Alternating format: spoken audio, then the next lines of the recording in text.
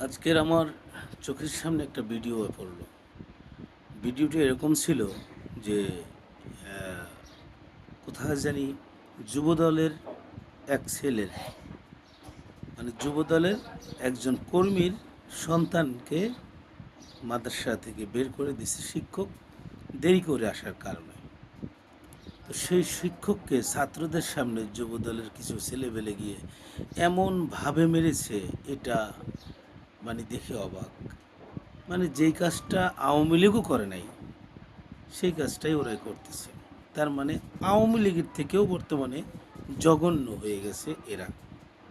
আসলে মানুষ ক্ষমতাটাকে যে কি মনে করে, এটা আমি বুঝতে পারি না। কারণ ক্ষমতা এটা হলেও যে তোমার মৃত্যুর পরে তোমাকে যে মানুষগুলি ঘৃণা করবে, ফেরাউনের থেকেও নিকৃষ্টভাবে তোমাকে ঘৃণা করবে।